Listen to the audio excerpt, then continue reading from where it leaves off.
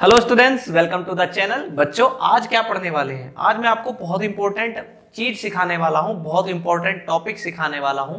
ये आपको ray optics का टॉपिक है और ये आपको 3 मार्क्स में 5 मार्क्स में देखने को मिलेगा। मैं आपको इसके डिटेल में लेके जाऊंगा और सिखाऊंगा कि किस तरीके से आप इसका एक्सप्लेनेशन कर सकते हैं। अगर ये एग्जाम में आता है तो आपको ये कैसे करना है। टॉपिक का नाम आपको क्लियर कर देता हूं, refraction through convex surface When light goes from rare to denser medium। ऐसा कुछ कंडीशन है बच्चों, और आपको एक रिलेशन बना के दिखानी है जिस पे मैं आज डिस्कस करने वाला हूं। तो बने रहिए और देखिए किस तरीके से, कितने आसान तरीके से हम इस टॉपिक को सीखने वाले हैं। चलिए मैं स्टार्ट करता हूं बच्चों। आपके पास बच्चों ये मान लेते हैं, ये ऐसे, ये एक सरफेस है बच्चों, ऐसे, ठीक है। ये कैसा सरफेस है? इधर इसमें ग्लास है, इधर एयर है बच्चों, समझ रहे हैं? अच्छा, और आपने ये लाइन ऐसे ड्रॉ की है ना, ये ऐसे जा रही है, ये यहां पे इसका पोल है, पोल, ठीक है बच्चों। इतनी बात समझ में आती है? Very good. चलिए अब कैसे करना है। एक पॉइंट ऑब्जेक्ट है आपके पास, क्या दिया है बच्चों? एक पॉइंट ऑब्जेक्ट दिया है जो कि यहां है, ठीक है। और आपसे ये बोला है कि ये रेयर मीडियम में रखा हुआ है, ये रेयर मीडियम है जिसका रिफ्रैक्टिव इंडेक्स बच्चों μ1 है, μ1, ठीक है। और इस मीडियम का रिफ्रैक्टिव इंडेक्स बच्चों μ2 है, मीडियम का रिफ्रैक्टिव इंडेक्स, ठीक है। लाइट जाती है ऑब्जेक्ट से ऐसे, ये पड़ती है, ठीक है बच्चों। और इस सरफेस का जो नॉर्मल है वो ये वाली लाइन है, ऐसे, समझ गए? इसको मैंने क्या बोला है यहां पे? इसको मैंने बोला है C, ठीक है। इसको मैंने क्या बोला है? C। चलिए आप समझ रहे हैं, ये नॉर्मल है। कैसे है? ये सरफेस ऐसे है ना, तो इसका नॉर्मल ऐसे बनाया है, ठीक है। ये इसका नॉर्मल हो गया। लाइट रेयर से डेंसर में, रेयर से डेंसर में जा रही है तो लाइट जो है बैंड हो जाती है, समझ रहे हैं? कैसे बैंड हो जाती है लाइट? लाइट जो है ऐसे जानी चाहिए थी लेकिन नॉर्मल की तरफ को बैंड हो जाती है क्योंकि रेयर से डेंसर में जा रहे हैं।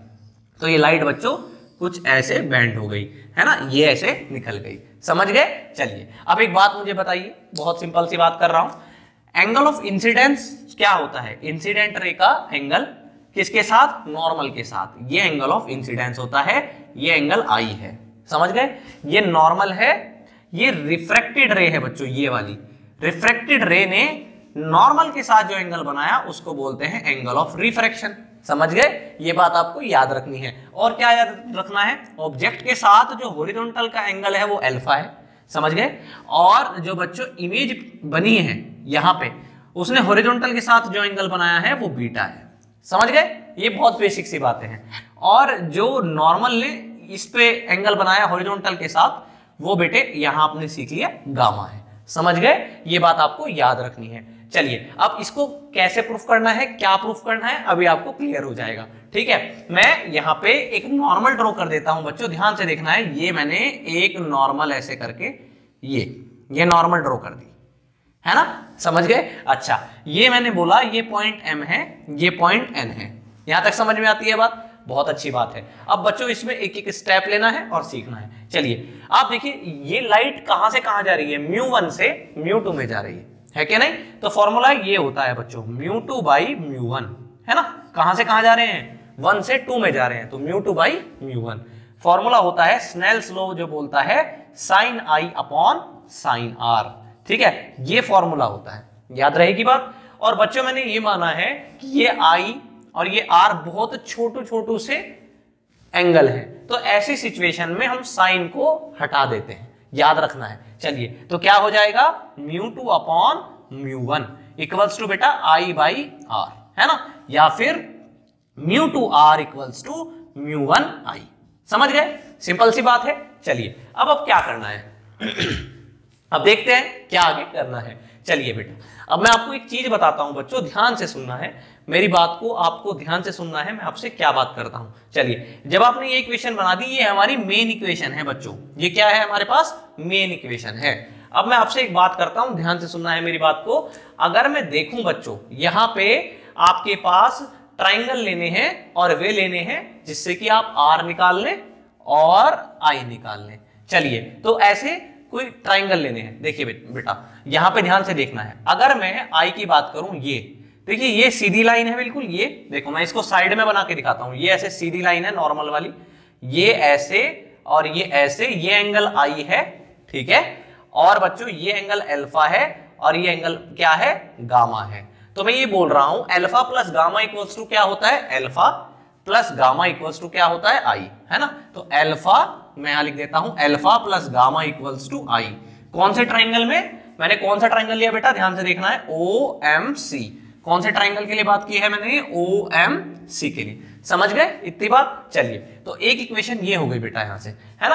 अब इस इक्वेशन में मैं आपको एक बात क्लियर कर देता हूं, अल्फा, बीटा और गामा बहुत छोटे छोटे से एंगल हैं। तो पता है कैसे लिख देते हैं, जब ऐसा होता है तो इसको ऐसे लिख देते हैं, कोई दिक्कत नहीं होती। समझ रहे हैं, प्रूफ कर रहे हैं ना, तो आपको कुछ चीजों को एज्यूम करना है, ऐसा मान के चल रहे हैं। चलिए, ये हो गया। अब देखिए, आपको पता है ना, क्या पता है आपको, आपको ये पता है कि आप कभी भी जब भी क्या निकालते हैं, tan theta, cos theta, sine theta, तो आप राइट एंगल ट्राइंगल यूज करते हैं। तो बच्चों टेन अल्फा निकालने के लिए, टेन अल्फा, अल्फा ये रहा एंगल, है ना, अल्फा के लिए राइट एंगल ट्राइंगल कौन सा है, OMN, है ना, ये परपेंडिकुलर डाली थी ना, तो OMN में टेन अल्फा क्या हो जाएगा, अल्फा के सामने परपेंडिकुलर है अपॉन बेस। तो टेन अल्फा की वैल्यू अगर मैं निकालता हूं साइड में, तो perpendicular upon base, alpha right angle triangle लिया है, ये वाला राइट एंगल ट्राइंगल लिया है, perpendicular MN, base ON, MN upon ON। समझ गए, ये इतनी सी बात है ना। चलिए, ये ON जो है, ध्यान से सुनना है, ON जो है आपको सारी मेजरमेंट यहां से लेनी है, पोल से, है ना, ये भी पोल मान रहा हूं मैं, ये ON है। क्या इसको रिप्लेस करके मैं पोल से OP लिख सकता हूं, मैं ये बोल सकता हूं कि ON लगभग OP के इक्वल है कि नहीं, सुनो, ON OP के इक्वल है लगभग, है ना। तो इसको मैं क्या लिख सकता हूं, MN अपॉन OP। जान गए, ठीक है, समझ गए। अच्छा, चलिए आगे बढ़ते हैं, और मैं टेन गामा निकालता हूं, यहां जरूरत है ना उसकी। चलो जी, टेन गामा निकालते हैं। ये रही फिगर, गामा ये रहा गामा।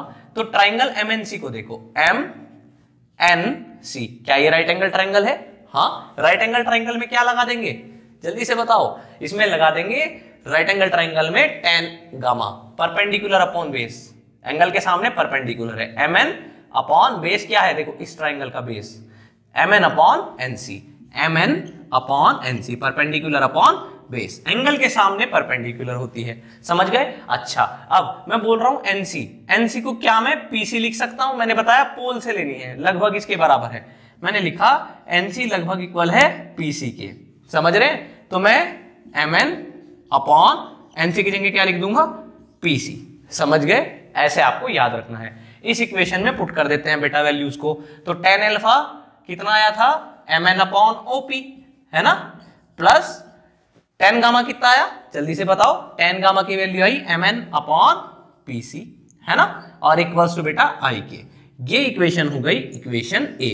समझ गए, ऐसे आपको सीखते जाना है, बड़ा आसान है, बड़ा ही आसान है, सीखना है बस, है ना, सीखने की देर है, हर चीज मिलेगी। चलिए, तो आपको सीखते जाना है। चलिए, अब आपको मैं आगे इस चीज को लेके चलता हूं आपके पास। चलिए, मैं इसको लेके चलता हूं, जनरल इक्वेशन में लिख लेता हूं μ2r इक्वल्स टू μ1i, है ना, और इधर से मैं रब कर देता हूं ये। चलिए, तो आपके पास बच्चों इक्वेशन क्या है, इक्वेशन आई थी μ2r इक्वल्स टू μ1i, है ना। चलिए, आगे कैसे करना है, तो आपके पास इक्वेशन क्या आई है, μ2r इक्वल्स टू μ1i। आगे कैसे करना है, अभी मैंने r निकाला, सॉरी मैंने निकाला i, है ना। अब मैं किसी तरीके से r निकालता हूं, कैसे निकालें i, कैसे निकाला हमने I, उसी तरीके से आप निकालने वाले हैं R। चलिए, तो आप एक चीज देखिए बच्चों, MCI ट्राइंगल को देखिए, ट्राइंगल MCI, मैं यहां पर लिख देता हूं पहले तो, है ना, ट्राइंगल MCI को देखना है, MCI को, ट्राइंगल MCI में ये रहा ट्राइंगल, है ना, इसमें बीटा प्लस R, क्या एक्सटीरियर एंगल गामा के बराबर है ना, ये इंटीरियर एंगल्स है और ये गामा के बराबर होता है इनका सम, हाँ होता है। तो R plus beta equals to gamma. समझ गए, आपको इस इक्वेशन में I निकालना था, निकाल लिया, वो निकल रहा। अब क्या निकालना है, R, कैसे निकालें R, चलिए देखते हैं। R इक्वल्स टू बेटा यहां से गामा माइनस बीटा, समझ रहे हैं। बस अब आपको क्या करना है, आर इक्वल्स टू, मैंने बोला था इसको आप ऐसे लिख लेते हैं, ये आपको याद रखना है ना, tan gamma minus tan beta. ठीक है, इतनी बात हो गई। अब tan गामा ये रहा, इस ट्राइंगल से निकाल लेते हैं, परपेंडिकुलर अपॉन बेस, है ना, राइट एंगल ट्राइंगल लेना होता है जब आप tan alpha, tan beta, sin theta, cos beta ये सब करते हैं तो राइट एंगल ट्राइंगल। तो यहां से बच्चों आपने देखा tan गामा की वैल्यू मैंने पहले भी निकाली हुई है। क्या निकाली हुई है? ये रही mn अपॉन पीसी। तो यहां पे मैं क्या पुट कर दूंगा, mn अपॉन पीसी। समझ गए इतनी बात? अच्छा, माइनस tan बीटा देख लेते हैं बच्चों, देखो ये रहा बीटा और राइट एंगल ट्राइंगल लिया ये वाला MNI ये वाला लिया, है ना। चलो, जब आपने राइट एंगल ट्राइंगल लिया ये वाला तो tan बीटा इक्वल्स टू बेटा परपेंडिकुलर अपॉन बेस। परपेंडिकुलर क्या है? mn, है ना। बेस क्या है? बेस देखिए ये ni है क्या, इसका बेस ni है क्या, है ना, और ये ni है तो मैं यहां लिख देता हूं ni, है ना। और मैंने बोला था, क्या बोला था क्या बोला था मैंने, ये ni आप पोल से लोगे तो यहां पे ni की जगह pi लिख सकते हो क्या? हाँ लिख सकते हो। तो इसे हटाया और यहां पे लिख दिया pi। समझ गए? ni को मैंने क्या लिख दिया? pi, है ना। इस तरीके से आपने क्या निकाला है, ये आपने r निकाल लिया, है ना। i भी मिल गया और r भी मिल गया, ये इक्वेशन b हो गई। r और i को इस मेन इक्वेशन में बेटा, ये वाली इक्वेशन जो है इसमें पुट करना है बस। समझ गए क्या करना है? चलिए तो अपने इस पॉइंट को आगे बढ़ाते हैं। कैसे सोल्व करते हैं? आपके पास सिर्फ अब ये दो इक्वेशन मेन है जो समझनी है, एक तो ये वाली, है ना, और एक बच्चों ये वाली। समझ गए? ठीक है। और एक हमारे पास जनरल इक्वेशन ये है, इसमें i और r की वैल्यू पुट करनी है। समझ गए हैं? चलिए तो मैं इसको अब आगे कंटिन्यू करता हूं। चलिए तो मैं इस पे से ये मैंने रब कर दिया, ऐसे करके ये सब मैंने रब किया। चलो अब कैसे करना है? चलिए तो अब इसको आगे बढ़ाना है, बस वैल्यू पुट करते जाना है, आंसर आ जाएगा। चलिए कैसे करना है? ये इक्वेशन और आपने यहाँ पे वैल्यू पुट करनी स्टार्ट कर दी। चलिए क्या क्या रखी है? म्यू टू r की वैल्यू ये लिखी हुई यहाँ पे mn अपॉन pc। ठीक है, समझ गए? चलिए यहां पे माइनस mn अपॉन pi, है ना, इक्वल्स टू बच्चों किसके है? ये μ1 i के। तो किसके इक्वल लिखेंगे? μ1 i की वैल्यू क्या है? i की वैल्यू चेक कर लेते हैं, ये रही mn upon op plus mn upon pc, mn upon op plus mn upon pc। समझ गए? ऐसे करना है। अब क्या करना है? अब बहुत सिंपल है, इसमें भी mn है, इसमें भी mn है, आउट कर दिया, इसमें भी mn है, इसमें भी mn है, आउट कर दिया। समझ रहे? तो क्या बचा? μ2। ठीक है, यहां पे mn आ गया बाहर और 1 upon pc minus 1 upon pi। समझ गए? अच्छा यहां पे आ जाए बेटा μ1, है ना। चलिए यहां पे mn बाहर आ गया और 1 upon op plus 1 upon pc। ठीक है, ऐसे आ गया, mn से mn उड़ गया। ठीक है, अब आगे क्या करना है? अब सिर्फ वैल्यूज समझनी है और पुट करनी है। चलिए बहुत जल्दी जल्दी सिखा देते हैं। अब एक बात बताइए आप मुझे, ये ऑब्जेक्ट है क्या? हाँ। ये पोल है क्या? हाँ। तो इनके बीच की ये वाली डिस्टेंस बच्चों क्या u होती है? ऑब्जेक्ट से पोल की डिस्टेंस u होती है। लेफ्ट में है या राइट में है? लेफ्ट में है, तो कैसी ली जाएगी? माइनस का u। समझ गए हैं? तो आपने देखा कि OP की वैल्यू क्या आई है बेटा? माइनस का u आई है। ठीक है, इसी तरीके से PC, देखिए आपको OP की जरूरत है, PC की जरूरत है और PI की। चलो PC देखते हैं, यहां से यहां तक की डिस्टेंस, इसको बेटा बोलते हैं, ये नॉर्मल है ना, ये वाली लाइन, ये वाली क्या है ना लाइन? नॉर्मल। तो ये डिस्टेंस r होती है, कैपिटल R। लेफ्ट में है कि राइट में है? राइट या लेफ्ट? राइट, तो प्लस का r। समझ गए? अच्छा ऐसे याद रखना है। अच्छा अब PI चाहिए थी, तो PI यहां से यहां तक की डिस्टेंस है। ये फाइनल इमेज है क्या? तो क्या फाइनल इमेज को V बोलते हैं, और राइट में है तो प्लस की लेते हैं, बस उसमें फेंक नहीं है ये सब वैल्यू, बहुत सिंपल है। तो चलिए वैल्यू पुट कर देते हैं। μ2 ये अंदर मल्टीप्लाई में आ गया बेटा, अपॉन PC था। PC क्या है? PC की वैल्यू देखते हैं क्या है। चलिए पीसी की वैल्यू बेटा, पीसी की वैल्यू आई है ये प्लस आर, है ना, plus R minus mu two upon P I. P I सुनिए, पी ये रहा और आई ये रहा, क्या है ये है स्मॉल वी, समझ गए। अच्छा यहां पे आ जाइए, म्यू वन अपॉन, ये म्यू वन अंदर मल्टीप्लाई में चला गया, इसमें भी और इसमें भी, म्यू वन अपॉन ओपी है, ओपी ये है, ये क्या है बेटा, ये है माइनस का यू, समझ गए। ओपी क्या है, माइनस का यू, और प्लस में ये अंदर मल्टीप्लाई में म्यू वन अपॉन क्या हो जाएगा, पीसी। पीसी कौन है, ये रहा पीसी, क्या है पीसी, प्लस आर, है ना, ये है प्लस आर, लिख दिया, समझ गए। अच्छा इतना होने के बाद बच्चों क्या करना है, रिजल्ट पे आते हैं। आर वाले एक साइड ले लेते हैं, बाकी बची हुई चीज एक साइड ले लेते हैं। बहुत पास आ गए हैं रिजल्ट के, बस बना देते हैं। चलिए तो कैसे आगे करना है चलिए तो कैसे आगे करना है मैं आपको बता देता हूं। देखिए ये वैल्यू आप इधर पहुंचा देंगे, ठीक है, तो क्या हो जाएगा, mu two by R minus mu one by R, है ना, आर वाले एक तरफ ले लिए और इसको दूसरी तरफ पहुंचा दिया, है ना, तो equals to mu two by V, ठीक है। अच्छा minus mu one upon U, ये आया। दोनों में से बेटा क्या को, दोनों में आर आर आ रहा है, तो क्या मैं इसको ऐसे लिख सकता हूं, mu two minus mu one upon R, और ये बेटा mu two by we minus mu one upon u.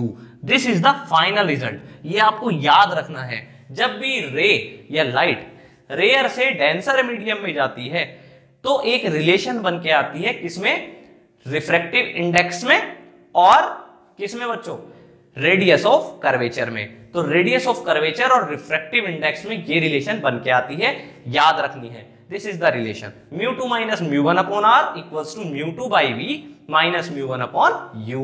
Mu two यहाँ पे मीडियम का रिफ्रैक्टिव इंडेक्स है, म्यू वन यहाँ पे एयर का रिफ्रैक्टिव इंडेक्स है, समझ रहे हैं, और v आपकी फाइनल इमेज है और u आपकी ऑब्जेक्ट की डिस्टेंस है पोल से, समझ गए। ये इंपॉर्टेंट डेरिवेशन हमने प्रूफ कर लिया, ये आपकी बहुत हेल्प करने वाला है मेकर्स फॉर्मूले में, इसको बहुत अच्छे से सीखना है। ये डायरेक्ट भी आता है और इससे रिलेटेड क्वेश्चंस भी आते हैं। जब भी लाइट रेयर से डेंसर मीडियम में जाती है तो उसके साथ ये रिलेशन जुड़ जाती है, याद रहेगी। तो अगली वीडियो में मैं आपसे डेंसर से रेयर में अगर जो लाइट जाती है उस पर भी बात करूंगा, तो उस टाइम पे क्या रिलेशन ये इसी तरह की आती है या कुछ और तरह की आती है जब आप लाइट को डेंसर से रेयर में डालते हैं। चलिए तो उसके लिए हमें देखनी पड़ेगी नेक्स्ट वीडियो, और उसको देखेंगे और उसके बाद हम करेंगे लॉन्ग आंसर टाइप क्वेश्चन का सबसे बड़ा राजा जो है मेकर्स फॉर्मूला, उस पे हम आ जाएंगे। तो चलिए मिलते हैं नेक्स्ट वीडियो में।